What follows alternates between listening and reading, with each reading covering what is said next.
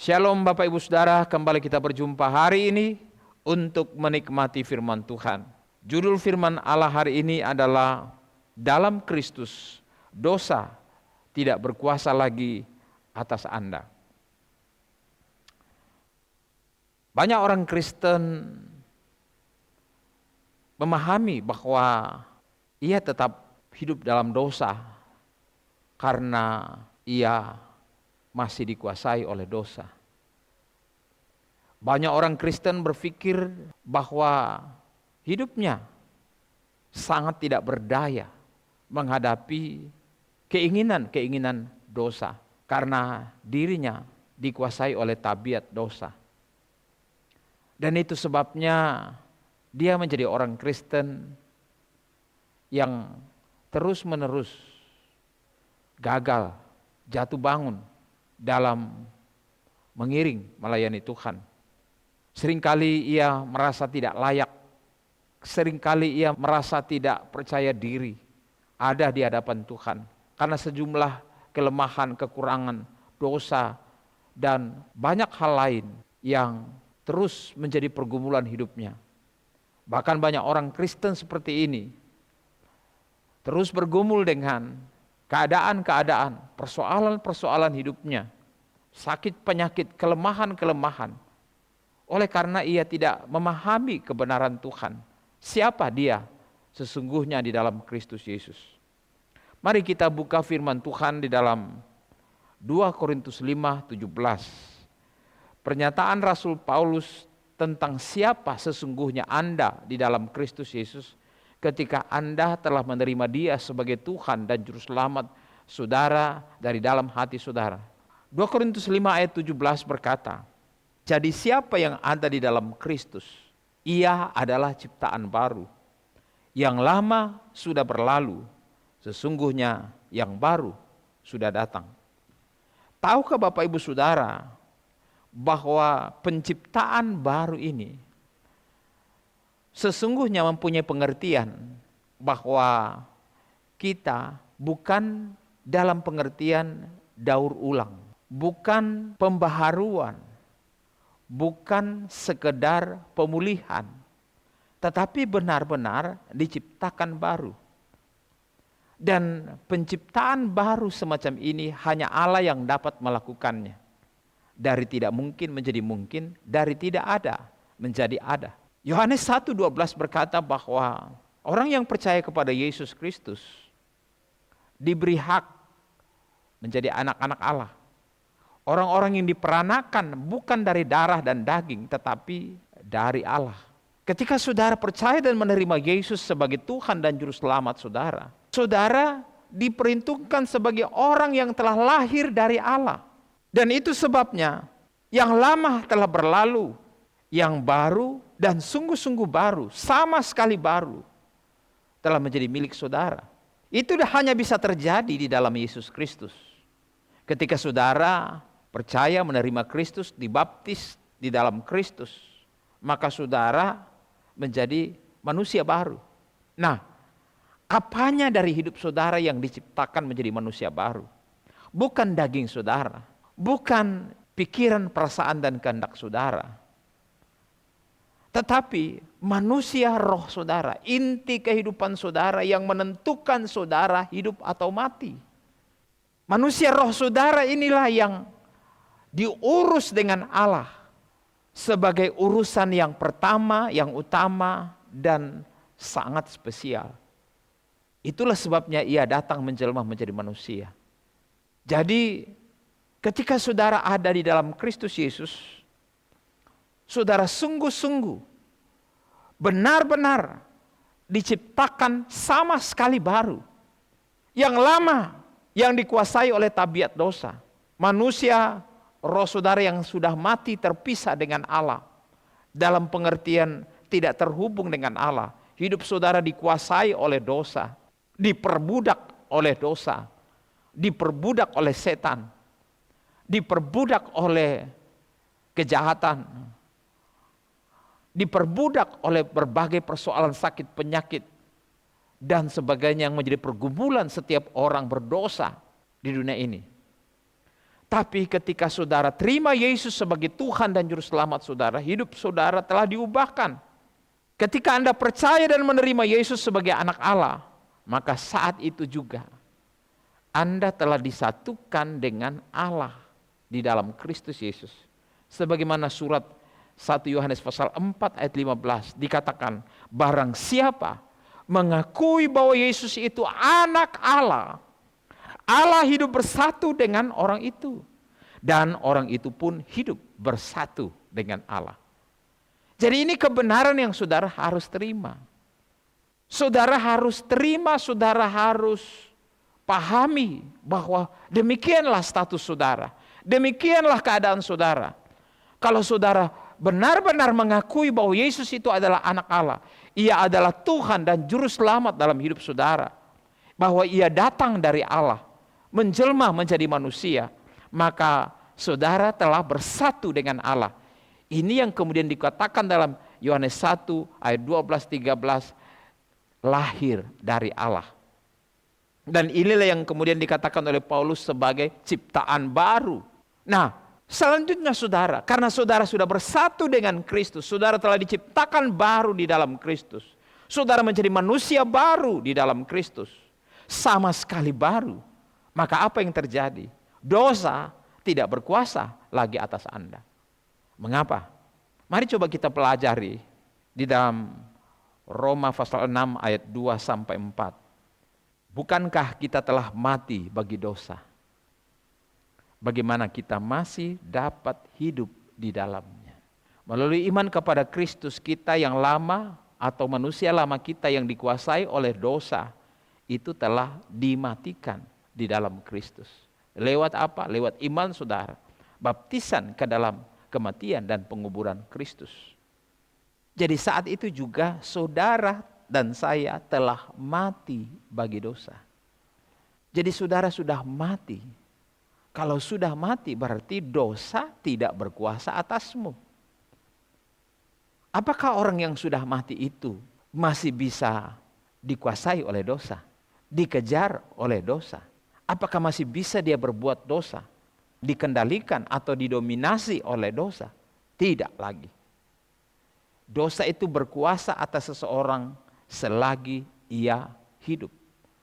Tapi ketika ia mati, dosa tidak berkuasa lagi untuk mengendalikan tangannya, mengendalikan mulutnya, mengendalikan pikirannya, mengendalikan perasaannya, mengendalikan telinganya, sikapnya, perilakunya, dan gaya hidupnya. Kenapa? Karena ia sudah mati. Bagaimana kita masih dapat hidup di dalam dosa apabila kita sudah mati bagi dosa?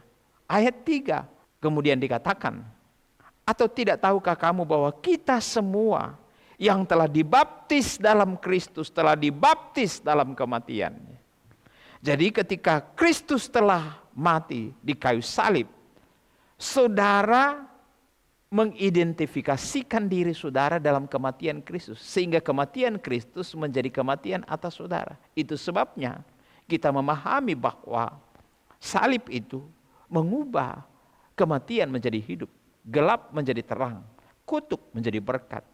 Sakit penyakit menjadi kesembuhan. Dan segala sesuatu yang negatif itu telah diubahkan oleh Allah sekali untuk selama-lamanya di atas kayu salib. Dan Yesus berkata, sudah selesai. Posisi manusia lama kita yang dikendalikan oleh tabiat dosa selama ini sudah dikuburkan bersama-sama dengan Kristus. Bagaimana bisa lagi kita hidup dalam dosa, dikuasai oleh tabiat dosa, kecenderungan untuk hidup dalam dosa, berbuat dosa, apabila kita telah mati dan juga sudah dikubur di dalam Kristus. Ayat 4 dari Roma pasal 6 kembalilah melanjutkan. Dengan demikian kita telah dikuburkan bersama-sama dengan Dia oleh baptisan dalam kematian. Supaya sama seperti Kristus telah dibangkitkan dari antara orang mati oleh kemuliaan Bapa, demikian juga kita akan hidup dalam hidup yang baru. Istilah ini mengacu kepada kehidupan yang serupa segambar dengan Kristus, yaitu ketika tubuh kita dan jiwa kita, pikiran, perasaan dan kehendak kita itu telah diubahkan totalitas. Sama seperti Allah telah menciptakan baru manusia roh kita, manusia yang sama sekali baru. Jadi Bapak Ibu Saudara, disimpulkan bahwa sesungguhnya dosa tidak berkuasa atas engkau lagi. Jangan selalu berpikir bahwa saya adalah orang yang dikuasai oleh dosa. Jangan selalu berpikir bahwa saya adalah orang yang dikendalikan oleh dosa. Saya tidak berdaya. Dan itu sebabnya saya jatuh bangun dalam dosa. Bapak Ibu Saudara, setelah saudara dilahirkan baru, kecenderungan kita untuk berbuat dosa bukanlah menjadi sifat alamiah kita sebagai ciptaan baru lagi. Kenapa? Karena yang lama telah berlalu, yang baru sudah datang. Yang lama yang terikat oleh dosa, yang cenderung dikuasai oleh tabiat dosa, sudah berlalu. Kita telah menjadi baru. Kecenderungan dosa sekarang ini sebenarnya adalah bukan karena tabiat dosa menguasai kita, tetapi karena pikiran yang belum dibaharui 100%.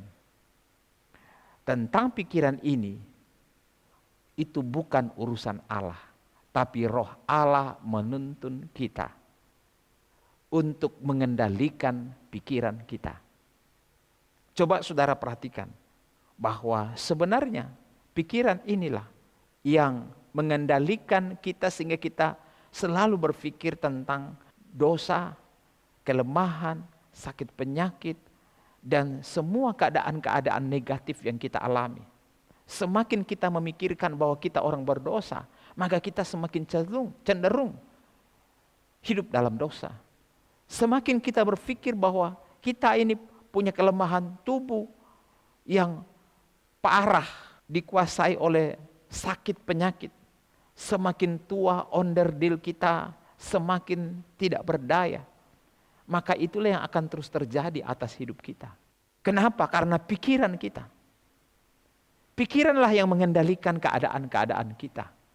Sehingga kita dalam tanda kutip mengalami atau merasakan pengalaman-pengalaman dosa, pengalaman-pengalaman kelemahan, pengalaman-pengalaman tidak berdaya, pengalaman kesakitan, dan pengalaman-pengalaman negatif yang lain yang disebabkan oleh dosa. Bukankah sebelum manusia jatuh ke dalam dosa, manusia hidup dalam perdamaian dengan Allah? Sebelum manusia jatuh ke dalam dosa, manusia tidak dikuasai oleh sakit, penyakit, kelemahan, dan semua persoalan-persoalan kehidupan. Tapi ketika mereka jatuh ke dalam dosa, sejumlah persoalan kehidupan muncul menggerogoti kehidupan manusia sampai manusia mati. Nah, Bapak Ibu Saudara yang dikasihi Tuhan, sekali lagi, kita yang adalah ciptaan baru tidak lagi dikuasai oleh tabiat dosa, kecenderungan dosa dalam diri kita. Ada keinginan-keinginan baru dalam diri kita sebagai ciptaan baru, yaitu keinginan untuk hidup benar, untuk hidup taat, untuk hidup kudus, untuk hidup menyenangkan hati Allah, dan semua hal-hal yang mulia. Mari kita baca Filipi pasal 4 ayat 8. Demikian firman Tuhan. Jadi akhirnya, saudara-saudara, semua yang benar, semua yang mulia, semua yang adil, semua yang suci, semua yang manis, semua yang sedap didengar, semua yang disebut kebajikan dan patut dipuji, pikirkanlah semuanya itu. Itu yang harus saudara taruh di dalam pikiran saudara. Itu yang saudara harus tanamkan dalam pikiran saudara. Ketika saudara diciptakan baru, jangan biarkan hal-hal negatif menggerogoti pikiran saudara, mengendalikan pikiran saudara. Saya beri contoh bahwa pikiranlah yang mengendalikan hidup kita. Pernah saudara merasakan jeruk nipis? Saudara bayangkan saudara sedang mengambil jeruk nipis itu. Coba saudara menutup mata dan kemudian saudara membayangkan engkau sedang meras jeruk nipis ini di lidah saudara. Nah sekarang, rasakan apa yang saudara alami. Air liur saudara mulai mengalir, muncul. Saudara merasa asam.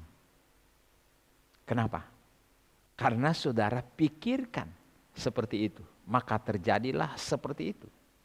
Jadi Bapak Ibu Saudara yang dikasihi Tuhan, pikiran Anda lah yang membawa Anda dapat merasakan asamnya. Walaupun tidak real. Tidak ada pisau, tidak ada jeruk. Saudara tidak memeras jeruk itu di lidah saudara, di mulut saudara. Itu tidak real, itu tidak nyata. Tapi saudara merasakan asamnya. Air liur saudara mulai terangsang. Kenapa? Karena pikiran saudara. Nah Bapak Ibu Saudara, kita harus mengendalikan pikiran ini. Dan itu sebabnya Rasul Paulus menulis kepada jemaat Filipi, supaya semua yang baik, semua yang mulia, semua yang sedap didengar, semua yang kudus, semua yang disebut kebajikan, itu yang saudara taruh dalam pikiran saudara. Kalau saudara selalu menaruh dalam pikiran saudara tentang dosa saudara yang menjadi kebiasaan saudara masa lalu, kebiasaan saudara berbohong, kebiasaan saudara tidak taat, kebiasaan saudara dalam hal percabulan, kebiasaan saudara untuk hidup di dalam perbuatan-perbuatan dosa, perbuatan-perbuatan bejat. Jika saudara selalu menaruh dalam pikiran saudara segala kelemahan-kelemahan itu dan terus saudara sesali, saudara tidak berusaha untuk melupakan dan mengampuni hidup saudara, masa lalu saudara, apa yang terjadi itu, pikiran itu akan menggerogoti saudara. Ketika saudara tidak mengampuni orang, maka itu yang akan menguasai hati saudara. Kebencian terus menguasai hati saudara. Kenapa? Karena saudara terus memikirkan kebencian itu. Lepaskanlah pengampunanmu, maka kebencian itu akan hilang. Hilangkan itu dalam pikiran dan ubahlah dengan pikiran cinta kasih, pengampunan, belas kasihan, dan perdamaian. Maka apa yang terjadi? Saudara akan menikmati apa yang disebut damai sejahtera dari Allah. Bapak Ibu Saudara, sebelum lahir baru, manusia lama kita telah lama menguasai cara berpikir kita. Karena itu kita mengalami apa yang disebut nafsu dan keinginan untuk berbuat segala macam dosa. Sebelum kita lahir baru, kita cenderung berhadapan dengan segala persoalan-persoalan kehidupan, segala kelemahan, segala bentuk kejahatan, segala bentuk keegoisan, segala bentuk cinta akan diri sendiri. Dan itu yang merangsang dosa muncul di dalam diri kita untuk kita lakukan. Tetapi sekarang ketika saudara diciptakan baru di dalam Kristus, itu semua sudah mati dan sudah dikubur di dalam Kristus Yesus. Itu sudah dimatikan sekali untuk selamanya, dan saudara sekarang hidup sebagai manusia baru di dalam Kristus. Nah pertanyaannya, apakah Anda telah lahir baru? Kalau Anda telah lahir baru, saudara akan mengalami kehidupan yang diciptakan baru. Saudara memiliki kecenderungan baru. Saudara memiliki tabiat yang baru. Bukan lagi tabiat dosa. Keinginan saudara yang terbesar adalah hidup baik, hidup benar, hidup mulia. Taruh itu dalam pikiran saudara terus-menerus. Dan salah satu tanda orang telah mengalami lahir baru atau ciptaan baru adalah ia memiliki kecenderungan hati yang baru, kecenderungan hati untuk hidup kudus, kecenderungan hati untuk hidup benar, kecenderungan hati untuk hidup dalam ketaatan. Kenapa? Karena telah memiliki DNA Kristus, benih ilahi. Sebagaimana dikatakan dalam 1 Yohanes pasal 3 ayat 9. Setiap orang yang lahir dari Allah tidak berbuat dosa lagi. Artinya, setiap orang yang telah lahir baru di dalam Kristus karena lahir dari Allah lewat percaya dan menerima Kristus, apa yang terjadi? Ia tidak lagi terus menerus memiliki kecenderungan untuk berbuat dosa, tidak berbuat dosa lagi. Selain itu, manusia rohnya telah diciptakan baru, tidak dikuasai lagi oleh dosa. Itu sebabnya saudara memiliki kepastian keselamatan ketika saudara lahir baru. Ketika saudara lahir baru, saudara memiliki kepastian keselamatan. Karena yang menentukan keselamatan saudara bukanlah hasil perbuatanmu, tetapi karena saudara dipilih oleh Allah, diciptakan baru oleh Allah, dan saudara meresponinya dengan iman kepada Kristus. Dan itu sebabnya saudara menjadi manusia baru. Itu bukan pekerjaan manusia. Supaya tidak ada manusia yang bangga bahwa saya lebih baik, lebih bisa, dan lebih layak masuk surga. Tidak. Semua itu adalah hadiah dari Allah.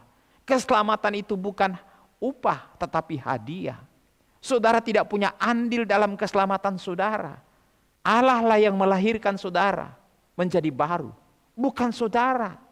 Ketika saudara terima Yesus Kristus sebagai Tuhan dan Juru Selamat saudara, kehidupan baru dari Allah bertemu di dalam diri Anda. Dan apa yang terjadi? Saudara diubah menjadi ciptaan baru. Setiap orang yang lahir dari Allah tidak berbuat dosa lagi. Dosa tidak berkuasa atasnya. Sebab benih ilahi tetap ada di dalam dia. Habitatnya bukan habitat dosa. Karena DNA-nya adalah DNA ilahi. Seleranya bukan selera dosa. Bukan lagi selera-selera kejahatan. Hidupnya tidak dikuasai lagi oleh keegoisannya. Tetapi dikuasai oleh cinta kepada Allah dan sesama. Kenapa? Karena ia memiliki benih ilahi dan benih ilahi itu tetap ada di dalam dia. Dan ia tidak dapat berbuat dosa karena ia lahir dari Allah.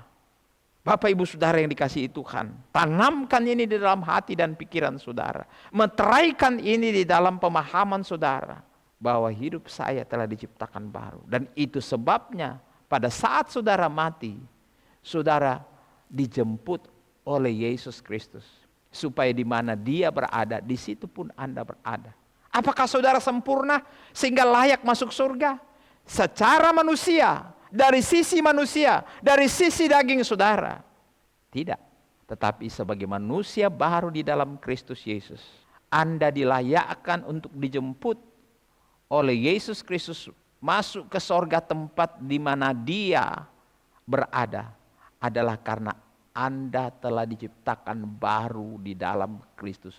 Anda dan Kristus telah satu, sebagaimana telah kita baca sebelumnya dalam 1 Yohanes pasal 4. Barang siapa yang percaya kepada Allah, barang siapa yang menerima Allah, ia bersatu dengan Allah.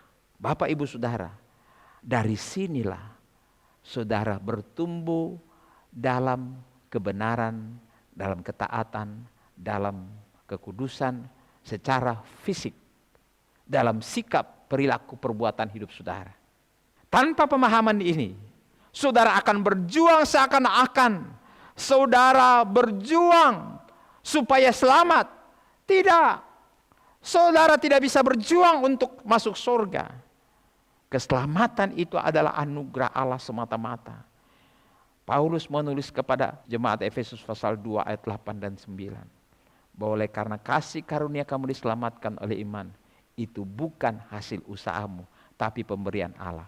Supaya tidak ada satupun dari kita yang membanggakan diri. Bapak ibu saudara yang dikasihi Tuhan. Apakah Anda telah lahir baru? Kalau Anda telah lahir baru, percayalah. Saudara adalah orang yang memiliki kepastian keselamatan dan sekaligus memiliki kepastian untuk diubahkan serupa segambar dengan Kristus pada satu hari. Tapi saat ini saudara secara progres, saudara terus bertumbuh, untuk sempurna roh, jiwa, dan tubuh saudara. Jadi, apa yang terjadi saat ini, baik perbuatan dosa, baik sakit penyakit, baik kelemahan, baik ketidakberdayaan, dan sebagainya, adalah permainan pikiran semata-mata. Setan memainkan pola pikir lama kita yang memiliki kecenderungan untuk berbuat dosa atau hidup di dalam kelemahan dan mempercayai saya ini, saya begini, saya begitu, saya tidak berdaya, saya miskin, saya gagal, saya sakit ini, sakit itu. Itu permainan setan dalam pikiran saudara. Jangan mempercayai itu bukan kebenaran. Walaupun saudara mengalami, saudara melihat seperti itu terjadi dalam hidup saudara, jangan percaya. Itu bukan kebenaran. Kebenarannya adalah saudara telah diciptakan baru di dalam Kristus Yesus. Saudara telah dibebaskan dari segala dosa. Dan saudara hidup dalam hidup yang baru. Saudara dibebaskan dari segala keadaan ini. Bapak Ibu Saudara yang dikasihi Tuhan, pikiran kita yang belum diperbaharui inilah yang mendorong kita untuk terus selalu berbuat dosa. Nah, satu-satunya cara untuk mengalahkan, mematahkan intimidasi pikiran ini adalah kita harus tahu bahwa apa yang saudara alami saat ini, saya tidak tahu.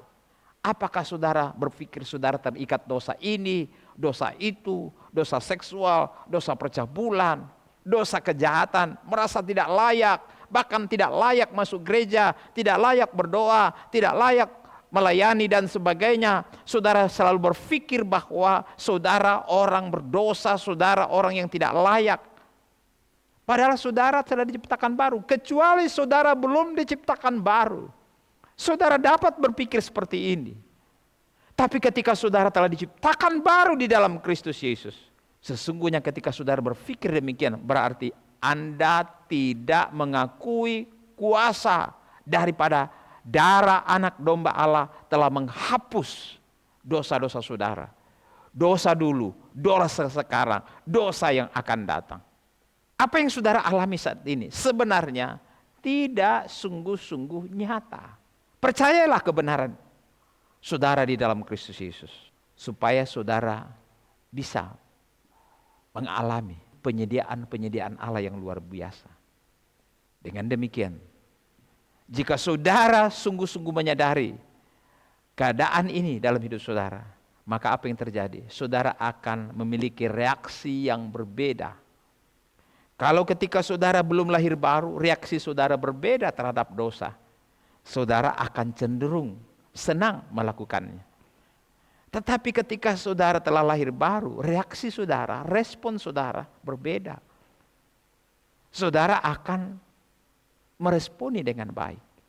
Saudara mengambil keputusan untuk menyerahkan hidup saudara kepada Dia, kepada Allah.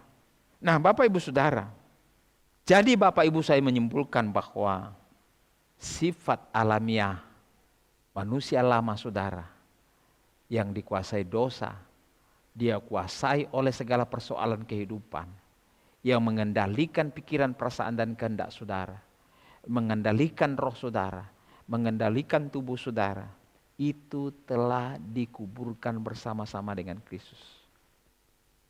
Dan sekarang kita memiliki sifat dasar kebenaran di dalam diri kita, yaitu bahwa kita telah menjadi manusia baru, ciptaan baru. Rasul Paulus mengingatkan dalam Roma 6 ayat 6. Karena kita tahu bahwa manusia lama kita telah turut disalibkan, supaya tubuh dosa kita hilang kuasanya. Agar jangan kita menghambakan diri lagi kepada dosa. Sekali lagi, manusia lama kita telah disalibkan, supaya tubuh dosa kita hilang kekuatannya, hilang bisanya, hilang racunnya yang mematikan. Agar jangan lagi kita menghambakan diri kepada dosa. Jadi, tubuh dosa kita sudah hilang. kekuatannya. Walaupun kita masih hidup dalam darah daging. Secara manusia, kita tahu daging kita itu seperti apa. Memang ada kebiasaan-kebiasaannya. Walaupun sudah mati. Saya beri contoh. Coba saudara tebas kepala seekor ayam. Apa yang terjadi? Ketika kepalanya terlepas dari tubuhnya, apakah ayam itu langsung plek, tidak bergerak apapun? Tidak. Saat saudara menebas leher seekor ayam, itu berarti ia sudah mati. Karena darah tidak mengalir lagi ke otaknya. Tapi kenyataannya adalah tubuhnya masih berlari, masih bisa terbang, masih bergerak, masih menggelepar. Secara alamiah seperti itu. Tapi dia sudah mati. Nah, begitulah keadaannya kita. Ku telah mati dan tinggalkan cara hidupku yang lama. Tapi sesungguhnya kita sudah mati. Kalau masih ada perbuatan ini, perbuatan itu, persoalan ini, persoalan itu dalam hidup saudara, jangan pandang itu sebagai sebuah kebenaran. Tidak. Percayalah kepada kebenaran status saudara, posisi saudara di dalam Kristus, bahwa saudara telah mati, telah dikuburkan di dalam Kristus Yesus, telah menjadi manusia baru di dalam Kristus Yesus. Tubuh dosa kita telah hilang kuasanya, dan itu sebabnya kita jangan memperhambakan lagi diri kita kepada dosa. Ayat 7 katakan, siapa yang telah mati, ia telah bebas dari dosa. Jadi ketika saudara sudah mati di dalam Kristus, saudara bebas dari dosa. Dosa tidak berkuasa atas saudara. Kecuali saudara belum lahir baru. Kecuali saudara belum menerima Yesus sebagai Tuhan dan Juru Selamat. Kecuali saudara belum lahir dari Allah. Kecuali saudara belum memiliki DNA Allah, benih ilahi. Kecuali saudara belum ciptaan baru. Mati, belum dikubur, belum dibangkitkan menjadi manusia baru. Ingat Bapak Ibu Saudara, kematian kita di dalam Kristus inilah yang membebaskan kita dari dosa. Karena melalui kematian ini, kita telah dibebaskan dari kuasa kutuk hukum Taurat yang menyebabkan kita cenderung berbuat dosa atau melanggar hukum-hukum Allah. Kristus telah menghancurkan akar masalah dosa ini. Sifat alamiah dosa kita dengan cara ia mati di kayu salib karena tuntutan hukum, dan ia telah mengalahkannya melalui kebangkitannya dari kematian. Ayat 8 dari Roma 6 katakan, jadi kita telah mati dengan Kristus, kita percaya bahwa kita akan hidup juga dengan Dia. Nah, Bapak Ibu Saudara yang dikasihi Tuhan, kita telah mati dengan Kristus. Kita juga percaya kita hidup dengan Dia. Artinya kita menunggal dengan Dia dalam kemenangan atas dosa, kemenangan atas segala persoalan yang sedang kita hadapi saat ini. Saya tidak tahu seperti apa persoalan yang saudara hadapi. Tetapi saya mau ingatkan kembali persoalan pikiran saudara. Saudara harus percaya kebenaran bahwa engkau telah diciptakan baru di dalam Kristus. Hidup saudara yang lama telah mati, dosa tidak berkuasa lagi atas saudara. Kalau orang mati, dosa tidak berkuasa. Juga persoalan-persoalan apapun tidak berkuasa lagi atas saudara. Jadi saudara yang sudah mati di dalam Kristus, persoalan itu hanya ada di dalam pikiran saudara. Tidak real, seperti ayam yang masih berjalan tetapi sebenarnya sudah mati. Tunggu waktu saja dia hilang. Jadi taruh ini terus menerus dalam pikiran saudara. Jangan biarkan saudara ditawan oleh pikiran-pikiran lama saudara. Makanya Rasul Paulus berkata di dalam Roma pasal 12 ayat 1. Sebagai manusia baru yang telah diciptakan baru, diminta supaya kita buat keputusan. Terus menerus mempersembahkan hidup kita sebagai korban yang hidup, yang kudus dan yang berkenan kepada Allah. Itulah ibadah yang sesungguhnya. Ini permintaan Paulus sebagai manusia baru. Saudara telah diciptakan baru. Tetapi tetap saudara berhadapan dengan manusia daging saudara, dengan pikiran perasaan saudara, dengan persoalan-persoalan kehidupan, supaya saudara menang atas persoalan-persoalan dosa dan kebiasaan-kebiasaan daging saudara yang lama. Apa yang saudara lakukan? Persembahkan hidup saudara sebagai korban. Terus menerus. Korban yang hidup kudus dan berkenan kepada Allah. Jadikan itu sebagai ibadahmu. Mau jadi orang Kristen yang berkemenangan, baik di dalam jiwa dan tubuhmu seperti kemenangan saudara di dalam Kristus yang telah menang, mengalahkan maut, membebaskan saudara. Jika saudara mau menang dalam kehidupan fisik saudara, menghadapi semua persoalan-persoalan dosa dan sebagainya dengan segala akibatnya dan dengan segala eksesnya, sakit, penyakit, kelemahan, kemiskinan, kegagalan dan sebagainya. Saudara tidak diciptakan di dalam Kristus untuk hidup dalam sakit, penyakit, kelemahan dan segala kegagalan hidup saudara. Saudara diciptakan baru di dalam Kristus untuk menikmati segala rancangan Allah yang terbaik. Jadi ayat 2 katakan, jangan ikuti norma-norma. Berubahlah dengan pembaruan hatimu. Supaya kamu dapat membedakan mana yang baik, mana yang berkenan, mana yang sempurna. Tahukah saudara bahwa kata berubah di sini itu mempunyai pengertian dalam bahasa aslinya sebagai bentuk perubahan metamorfosis.